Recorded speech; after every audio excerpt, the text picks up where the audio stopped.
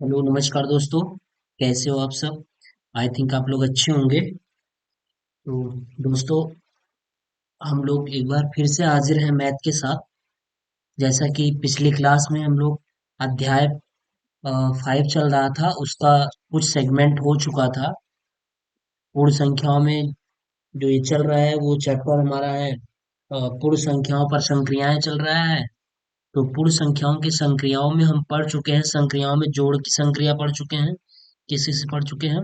जोड़ की संक्रिया पढ़ चुके हैं, घटाना की संक्रिया पढ़ चुके हैं, जोड़ का जोड़ संक्रिया, जोड़ की संक्रियाएं पढ़ चुके हैं, घटाना की पढ़ चुके हैं और गुणा की पढ़ चुके हैं। एक बचा हुआ है हमारा क्या? एक बचा है हमारा भाग की संक्रिया। यही बचा है, इसी भाग की संक्रिया को हम देख लेते हैं कि भाग की संक्रियाओं में भी क्या प्रगुण है, किस किसके, और इसमें क्या परिवर्तन हो रहा है। जोड़ की पढ़ चुके हैं, घटाना की पढ़ चुके हैं, गुणा की पढ़ चुके हैं। इन तीनों को देख चुके हैं। अब देखना है भाग की संक्रियाओं में क्या हो रहा है, इन तीनों से अलग क्या हो रहा है, उसी चीज को देखना है। अच्छा, इस चीज को पढ़ाने से पहले आपको पता होगा कि सीटेट ऑनलाइन हो रहा है इस समय। सीटेट का फॉर्म आ चुका है, ऑनलाइन स्टार्ट हो गया है। जो भी बच्चा सेकंड सेमेस्टर में जो भी है, वैसे तो आप फर्स्ट सेमेस्टर में अगर आप एडमिशन करा लिए हैं तभी आप एलिजिबल हो गए हैं, क्योंकि अब ऑनलाइन सॉरी ये लाइफ टाइम के लिए हो गया है। आप जैसे ही बीटीसी में एडमिशन लेंगे, एक सेमेस्टर का एग्जाम देंगे, उसके बाद आप एग्जाम दे सकते हैं। और एग्जाम अगर आप क्वालिफाई कर लेते हैं तो वो एलिजिबल भी होगा। तो ठीक है, आप लोग जल्दी से जल्दी सीटेट का फॉर्म अप्लाई कर दीजिए। और थोड़ा सा इस बार फॉर्म अप्लाई करने से पहले आप उसके नोटिफिकेशन वगैरह को पढ़ लीजिएगा। ठीक है, कोई प्रकार की गलती मत करिएगा, अन्यथा उसमें सुधार करने की कोई गुंजाइश नहीं दी गई है। अगर आप कुछ गलती करते हैं तो स्वयं आपकी उत्तरदायित्व होगी, उसमें कोई भी सुधार नहीं किया जा सकता है। इसलिए बड़ी ही सावधानी पूर्वक आप सीटेट के फॉर्म को फिल करिएगा, आराम से देख लीजिएगा उसका। 3 तारीख से स्टार्ट है। आप नोटिफिकेशन को पढ़ लीजिए, नोटिफिकेशन पढ़ने के बाद आप एप्लीकेशन फॉर्म को फिल करिए। ठीक है, तो आप जैसा कि पेपर ऑफलाइन आपका होगा, पता है पिछली बार से ही ऑफलाइन हो गया। एक बार ऑनलाइन हुआ था, उसके बाद से ये ऑफलाइन हो चुका है। ठीक है, तो आप पेपर दीजिए, फॉर्म भरिए, पेपर दिए, तैयारी करिए। सेकंड सेमेस्टर का भी एग्जाम में भी दिसंबर में होगा, डेट अभी नहीं आया है। तो आप इन दोनों चीज़ों को देखिए। और सीटेट का एग्जाम आपका ये जनवरी में होगा, है ना? इसका एग्जाम जनवरी में, जैसा ही दिखाया गया है, जनवरी से स्टार्ट होगा। तो चलिए, हम लोग, ये तो रहा एक सामान्य जानकारी जो कि चल रही है आपकी, ये आपसे रिलेटेड है, इसलिए सोचा बता दें। तो चलिए हम लोग अपने टॉपिक की तरफ बढ़ते हैं कि टॉपिक में हमको क्या पढ़ना है, क्या बचा हुआ है, क्या पढ़ चुके हैं। इस चीज को तो आपको पता होगा कि हम बता दें क्या पढ़ चुके हैं और क्या बाकी है अभी। इसी चीज को देख लेंगे, उसके बाद इस पे कुछ क्वेश्चन जो भी होगा क्वेश्चन कर लेंगे। फिर हम लोग नेक्स्ट चैप्टर की तरफ आगे बढ़ेंगे। तो चलिए देखते हैं। इसमें दिया हुआ है कि पूर्ण संख्याओं में भाग की संक्रियाएं, 3 संक्रियाएं हो चुकी, भाग की संक्रियाएं बाकी हैं। तो देखिए, पूर्ण संख्याओं में भाग की संक्रियाओं में क्या है, भाग की संक्रियाओं में संवरक का प्रगुण। सबसे पहले हम क्या पढ़ेंगे, संवरक का प्रगुण। अब हम ये देखते हैं कि संवरक का प्रगुण भाग की संक्रिया में लागू हो रहा है कि नहीं हो रहा है। इस चीज को देखेंगे। जैसा कि जोड़ की संक्रिया में लागू तो हुआ था, जोड़ की संक्रिया में लागू हुआ था, उसको आपको घटाना की संक्रिया बताए थे, उसमें लागू हुआ था कि नहीं हुआ, तो आपको पता होगा। तो घटाना की संक्रिया में लागू नहीं हुआ था। जोड़ के बाद भाग की संक सॉरी जोड़ के बाद गुणा की संक्रिया में ही लागू हुआ था। संवरक का जो प्रगुण होता है वो जोड़ में लागू हुआ था और गुणा में लागू हुआ था। तो अब भाग में देख लेते हैं ये लागू हो रहा है कि नहीं हो रहा है। एक बार हम भाग वाले संक्रियाओं को पढ़ लेते हैं, उसके बाद हम ओवरऑल आपको रिमाइंडर करा देंगे, एक बार याद दिला देंगे पिछली की कक्षाओं में कि जोड़ घटाना गुणा और भाग में क्या क्या हुआ था। ठीक है, आप इस चीज को देखिए। उसके बाद हम लोग एक बार फिर से उस चीज को हम आपको रिवाइज करा देंगे। तो देखिए, भाग की संक्रियाओं में होता क्या है, भाग की संक्रिया में पूर्ण संख्याओं के लिए संवरक नहीं है। देखिए, इसमें संवरक नियम लागू नहीं होता। क्यों नहीं लागू होता है, उसके लिए हम आपको दिखा रहे हैं। इसलिए नहीं लागू होता है क्योंकि अगर हम 10 में 5 से भाग देंगे तो कितनी बार जाएगा? 2 बार जाएगा। लेकिन अगर हम इसी चीज को उल्टा कर दें, 5 में अगर हम 10 से भाग दें तो कितनी बार जाएगा? 10 पंचे 0.5, 0.5 बार जाएगा। तो बताइए, क्या 10 में 5 से भाग देने पर और 5 में 10 से भाग देने पर क्या दोनों संख्याएं समान आई हैं क्या? नहीं आई हैं। जब दोनों ही रिजल्ट, दोनों ही ये जो हमारा रिजल्ट परिणाम आया है, अगर ये समान नहीं है तो ये हमारा भाग की संक्रियाओं में लागू नहीं हो रहा है। भाग की संक्रिया का संवरक नियम लागू नहीं हो रहा है, जबकि संवरक नियम ये कहता है कि अगर हम 10 में 2 जोड़ें तो क्या आता है? 12 आता है। लेकिन अगर हम 2 में 10 जोड़ें तब भी हमारा क्या आता है? 12 ही आता है ना। यानी जोड़ की संक्रिया में ये संवरक नियम तो लागू हो रहा था, लेकिन ये भाग में नहीं लागू हो रहा है। और इसी प्रकार घटाना में भी नहीं लागू होगा। तो चलिए हम पहले यहाँ भाग की देख ले रहे हैं। तो ओवरऑल हम ये बताएं कि भाग की संक्रिया में संवरक नियम लागू नहीं होता। क्यों? क्योंकि 10 में जब हम 5 से भाग देंगे तो 2 बार जाएगा। जो इसका भागफल होगा, ये भागफल 2 बार जाएगा। लेकिन अगर इसी चीज को हम उल्टा कर दे रहे हैं, 5 में अगर हम 10 से भाग दे रहे हैं तो 0.5 बार हो जा रहा है। यानी ये 0.5 बार हो गया। यानी कहने का मतलब ये हुआ कि ये यहाँ 2 बार गया, लेकिन यहाँ क्या कितनी बार गया? 0.5 बार ही गया है। इसलिए ये नियम, संवरक का नियम भाग में लागू नहीं होगा। जो संवरक का नियम है, ये भाग में लागू नहीं होगा। ऐसे इसी तरीके से अगर हम देख लें, जैसे 72 देख लें, 72 में हम 6 से भाग देंगे तो 8 छंग 72 कितनी बार जाएगा? 8 बार जाएगा। लेकिन अगर हम 6 में 72 से भाग देंगे तब क्या 8 आएगा? नहीं आएगा। यानी कुछ और आएगा। तो इसलिए ये संवरक नियम जो है, ये भाग में लागू नहीं होगा। ठीक। ये चलिए, फिर अगला करा है भाग की संक्रिया में क्रम विनिमय का प्रगुण। देखिए, क्रम विनिमय का प्रगुण का मतलब होता है वही चीज, जैसे इसमें हम संवरक में देखे थे चेंज करके, वैसे इसमें भी हम क्रम विनिमय मतलब इसके क्रम को चेंज करके देख लेंगे। जैसे ये इन्होंने दिखाया, भाग की संक्रिया में क्रम विनिमय नियम का प्रगुण लागू नहीं होता। यानी क्रम विनिमय का प्रगुण भी नहीं लागू होगा।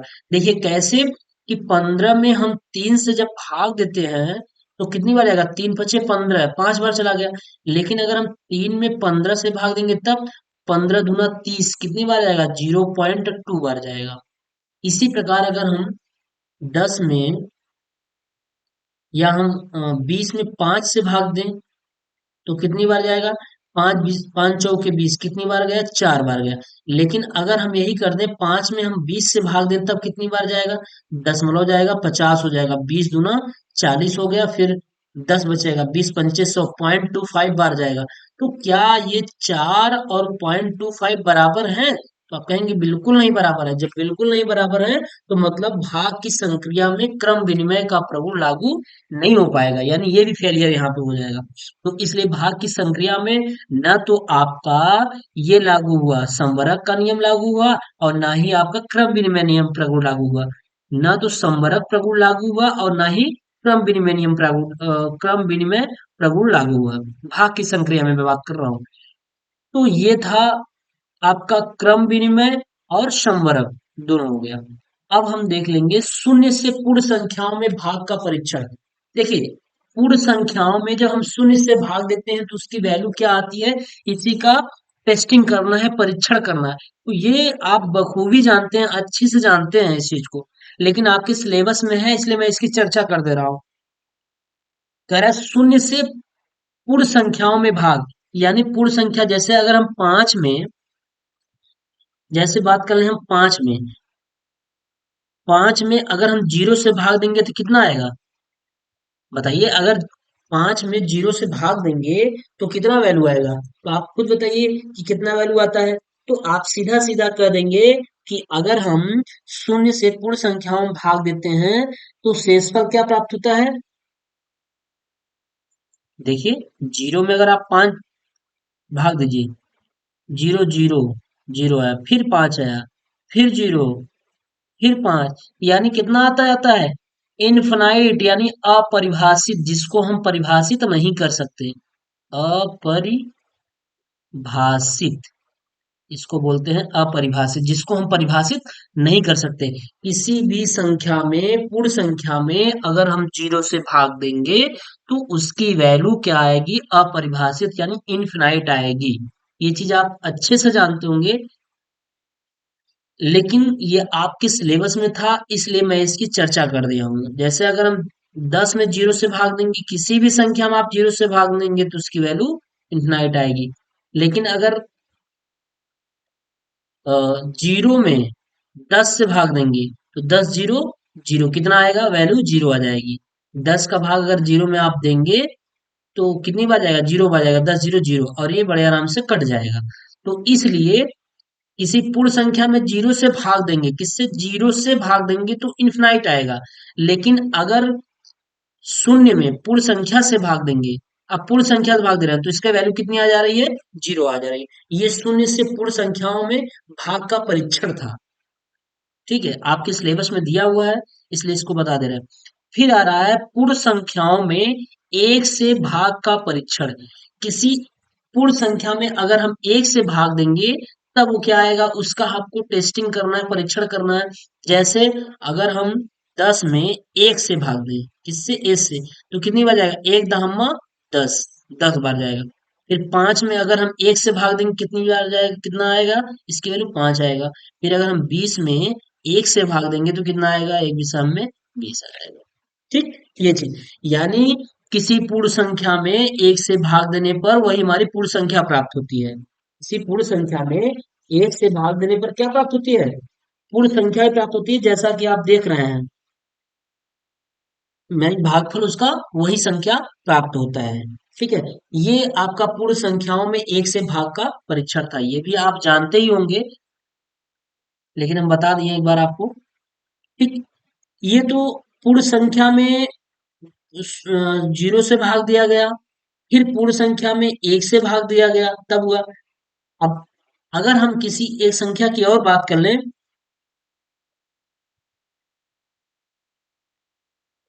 वो चीज हम बता चुके हैं आपको। जैसे कि अगर हम किसी शून्य संख्या में पूर्ण संख्या से भाग देंगे, किसी शून्य संख्या में पूर्ण संख्या से भाग देंगे तो संख्या क्या प्राप्त होगी, हमेशा जीरो प्राप्त होगी।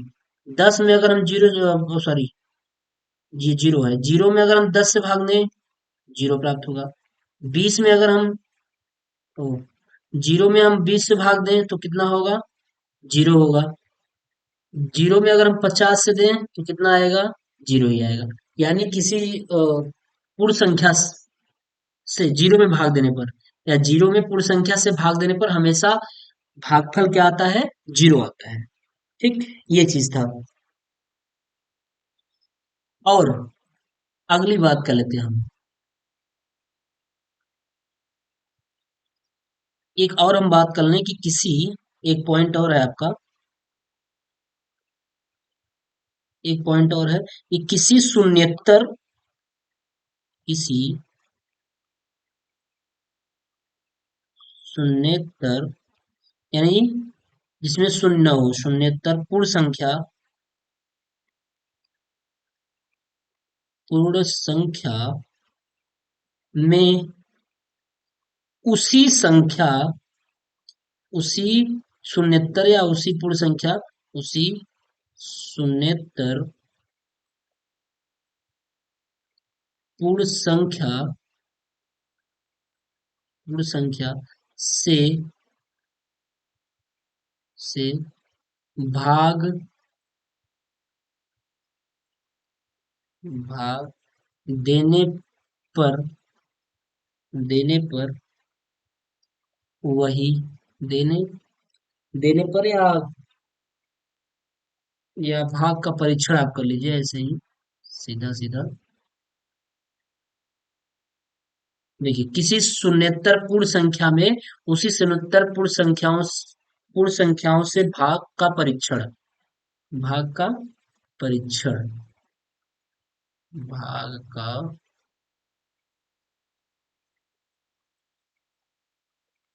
परीक्षण। ठीक, ये है कि किसी शून्येतर पूर्ण संख्या में उसी शून्येतर पूर्ण संख्या से भाग का परीक्षण। देखिए, इस कंडीशन में क्या होता है कि किसी शून्येतर पूर्ण संख्या में, यानी अगर हम पूर्ण संख्या 5 है और इसी में हम इसी संख्या से, फिर कह रहा है ना, उसी शून्येतर पूर्ण संख्या से भाग का परीक्षण, उसी संख्या में अगर हम भाग देते हैं, उसी संख्या का उसी संख्या में भाग देते हैं, तो हमेशा उसकी वैल्यू कितनी आती है? एक आती है। जैसे अगर हम 20 में 20 से भाग देंगे तो कितनी आएगी? एक आएगी। 40 में 40 से भाग देंगे तो वैल्यू कितनी आएगी? हमेशा एक आएगी, है ना? 17 में 17 से भाग देंगे तो कितनी आएगी? एक आएगी। तो यही था, किसी शून्येतर पूर्ण संख्या में उसी शून्येतर पूर्ण संख्याओं से भाग का परीक्षण था। ठीक, ये चीज है। बस यही चीजें थी। बाकी और आपकी सारी चीजें खत्म हो जा चुकी हैं, सारी चीजें पढ़ाई जा चुकी हैं। अब रह गया है इस पे क्वेश्चन कराना। क्वेश्चन की हम बात कर लेंगे। क्वेश्चन कराने से पहले एक बार हम आपको रिवीजन करा दें। एक बार आप देख लीजिए रिवीजन में कि हमें किस किस चीज का कौन कौन सा प्रगुण एक जैसा रहा है, कौन कौन से प्रगुण किसमें लागू हुए हैं, कौन कौन से प्रगुण किसमें नहीं लागू हुए हैं। अगर हम बात कर लें संवरक की पहले, संवरक प्रगुण, संवरक प्रगुण, देखिए संवरक प्रगुण किस किस में लागू हुआ, किस किस में लागू नहीं हुआ। सबसे पहले हम जोड़ में देख लें। जोड़,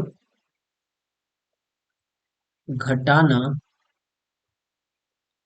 गुणा और भाग। देखिए किस किस में लागू हुआ है, किस किस में नहीं लागू हुआ है, उसको हम बताते हैं। देखिए संवरक प्रगुण में होता क्या था कि किसी भी कोई दो पूर्ण संख्याएं दी हुई हैं, उनका जोड़ करने के बाद अगला पूर्ण संख्या ही प्राप्त होता था। जैसे अगर हम 6 में 5 जोड़ देते हैं तो ये कितना प्राप्त होगा? 11। कितना प्राप्त होगा? 11। यानी पूर्ण संख्या ही प्राप्त हो रहा है। हमारी क्या प्राप्त हो रही है? पूर्ण संख्या ही प्राप्त हो रही है। तो संवरक प्रगुण जोड़ में लागू हो रहा है, सही है। अब घटाने में अगर हम देख लें, अगर हम 6 में 5 घटा दें तो क्या पूर्ण संख्या प्राप्त हुई? लेकिन नहीं, यहाँ एक तो प्राप्त हो गया, ठीक है, एक प्राप्त हुआ। कितना प्राप्त हुआ? एक। लेकिन अगर हम बात कर लें 5 में, अगर हम 6 जो घटा दें तो कितना प्राप्त हो जाएगा? -1।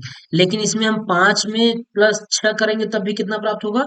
11। यानी कि दो संख्याओं को जोड़ने पर, दो पूर्ण संख्याओं को जोड़ने पर अगली पूर्ण संख्या ही आती थी, लेकिन इसमें दो संख्याओं को घटाने पर जरूरी नहीं है कि पूर्ण संख्या ही आ जाए। इसमें देखिए 6 में 5 घटाए तो एक तो आ गया, लेकिन इस 5 में जब 6 घटाए तो क्या है? -1 आया। यानी घटाने में संवरक प्रगुण लागू नहीं होता है। अब गुणा में देखिए, गुणा में अगर हम 5 × 6 करेंगे तो कितना आएगा? 6×5 = 30। ठीक, इसमें सही है, यानी गुणा में भी लागू हो रहा है। लेकिन भाग में अगर हम बात करें कि भाग में क्या ये लागू होता है, तो संवरक प्रगुण भाग में भी लागू नहीं होता। भाग में संवरक प्रगुण इसलिए लागू नहीं होता क्योंकि आप देखे होंगे, आपको बताया गया था कि भाग में संवरक प्रगुण क्यों नहीं लागू होता है। कि जैसे अगर हम 10 में 5 से भाग दे रहे हैं तो 5 दूनी 10 हो जा रहा है। लेकिन अगर हम 5 में 10 से भाग दे रहे हैं तो कितना आ रहा है? 10 में 5 0.5। इसलिए संवरक का प्रगुण लागू नहीं होता गुणा में। ठीक, तो संवरक का प्रगुण ओवरऑल हम ये जान लिए, संवरक का प्रगुण हमारा किस किस में लागू होता है? जोड़ में लागू होता है। और किस में लागू होता है? गुणा में लागू होता है। इसमें लागू नहीं होता और इसमें भी लागू नहीं होता। ये तो संवरक का प्रगुण रहा। अगर अब हम बात कर लें, जैसे हम क्रम विनिमय का प्रगुण बात कर लें, ऐसे ही क्रम विनिमय भी है। देखिए क्रम विनिमय, क्रम विनिमय की बात कर लें तो क्रम विनिमय में जोड़ का प्रगुण की बात, सॉरी, जो, हाँ, जोड़ की बात कर लेते हैं। क्रम विनिमय में जोड़ का प्रगुण लागू होता है कि नहीं होता है? देखिए अगर हम 7 में 5 जोड़ेंगे या 5 में 7 जोड़ेंगे, बराबर कितना आएगा? 12 ही आएगा, है ना? 4 में अगर हम 3 जोड़ेंगे और 3 में 4 जोड़ेंगे तो बोथ आर इक्वल, दोनों कितना आएगा? 7 ही आएगा। लेकिन अगर हम 5 में 4 घटा दें और 4 में 5 घटा दें तो क्या बराबर आएगा? इसकी वैल्यू आ जाएगी, 5 में से 4 गए 1 आ जाएगा, और इसकी वैल्यू कितनी आ जाएगी? 4 में से 5 गए -1। यानी इसमें ये लागू नहीं होता, क्रम विनिमय नियम घटाने में लागू नहीं होता। अब गुणा की बात कर लें तो गुणा में देखिए, अगर हम 5 गुणित्ते 4 कर लें और 4 गुणित्ते 5 कर लें तो दोनों की वैल्यू कितनी आएगी? 5 चौके 20, 4 पंचे 20, दोनों की वैल्यू कितनी आएगी? 20 आएगी, 20 ही आएगी। ऐसे हम देख लें, अगर 7 में 3 कर लें बराबर 3 में 7 कर लें, बोथ आर इक्वल, 7 त्रिक 21, 3 सत्ते 21, वैल्यू कितनी आई 21। यानी ये जो गुणा में समवर्ग प्रगुण लागू, सॉरी सॉरी सॉरी, गुणा में क्रम विनिमय, हम क्रम विनिमय चल रहे हैं, ये हमारा क्रम विनिमय का चल रहा है। ठीक। तो गुणा में क्रम विनिमय लागू हो रहा है, जो गुणा है, गुणा में क्रम विनिमय प्रगुण लागू हो रहा है, लेकिन घटाने में लागू नहीं हुआ, घटाना में लागू नहीं हुआ, और इसमें लागू हो रहा है, इसमें लागू हुआ और इसमें, जोड़ में और गुणा में। अब भाग में देख लीजिए, भाग में भी वैसे ही है। जैसे अगर हम बात कर लें, 30 की में बात कर लें, 5 को भाग दें, 5 छंका 30 आया। लेकिन अगर हम 5 में 30 से भाग दें तब, तो 30 एक्का 30, दशमलव बढ़ाएंगे, 0 50 हो जाएगा, 30 एक्का 30 बचा 20, और 3 छंग 18,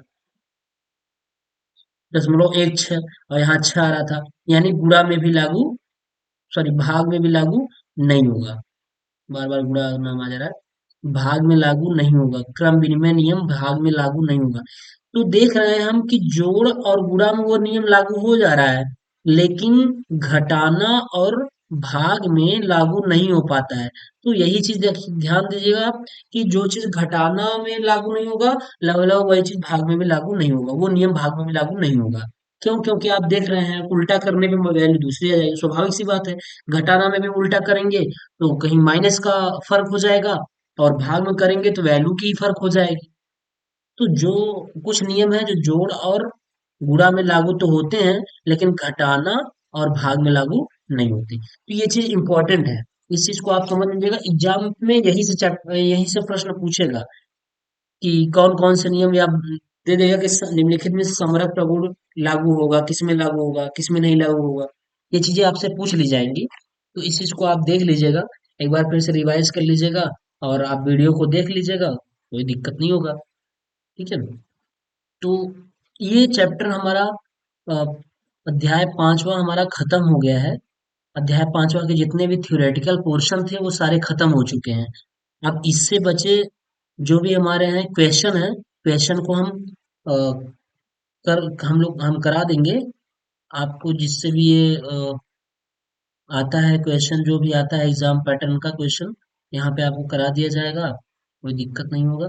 बाकी आप एक बार थ्योरेटिकल पोर्शन को देख लीजिए, कि चीजें कंसेप्ट क्लियर रहेंगी, सवाल लगाने में कोई दिक्कत नहीं होगा। मेन कंसेप्ट होता है, कंसेप्ट अगर आपका क्लियर है तो दिक्कत नहीं होगा, अदरवाइज आपको प्रॉब्लम हो जाएगी। ठीक है?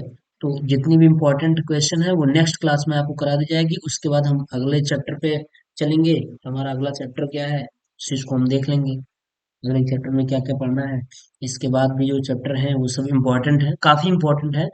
अभी तक तो इम्पोर्टेंट ही है, ये ऑब्जेक्टिव वगैरह के लिए ज्यादा इम्पोर्टेंट होता है, लेकिन इसके बाद जो चैप्टर आएगा द्विघात समीकरण वगैरह, वो बहुत ही इम्पोर्टेंट होगा। जो हमारा द्विघात समीकरण वगैरह आएगा, द्विघात समीकरण से संबंधित रहेगा, वो सब चैप्टर हमारे बहुत ही इम्पोर्टेंट हो जाते हैं। वो लघुत्तरी में ज्यादा पूछता है वो क्वेश्चन, लघुत्तरी में ज्यादा पूछ लेता है, और बहुत ही इम्पोर्टेंट हो जाता है क्वेश्चन। ठीक है? तो आप इसको देख लीजिए, इस वीडियो में इतना ही, ये चैप्टर खत्म करना था। अब नेक्स्ट क्लास में हम लेके आएंगे, इसके कुछ क्वेश्चन रहेंगे, उसको करा दिया जाएगा, आप उसको देख लीजिएगा। और अगर आप चैनल पे नए हैं तो चैनल को सब्सक्राइब कर लें, और अपने दोस्तों के साथ शेयर भी कर लें, और जिससे कि अब समय आपके पास बहुत कम है, समय बिल्कुल कम है, नवंबर चल ही रहा है, आज 4 नवंबर हो गया है, तो समय बहुत कम है, आप बिल्कुल लग जाइए, और मैथ में थोड़ा सा टाइम ज़्यादा दीजिए, जिससे आपको दिक्कत ना हो, बैक वैक वाली समस्या ना हो। अगर आप रेगुलर कंटिन्यूटी बना के रखेंगे तो बैक क्या, बहुत अच्छे नंबर आएंगे। बैक छोड़ दीजिए, बैक की तो कोई बात ही नहीं है, अच्छे नंबर आएंगे। ठीक है? तो चलिए दोस्तों, मिलते हैं हम अगले क्लास में, और तब तक के लिए अलविदा चाहते हैं।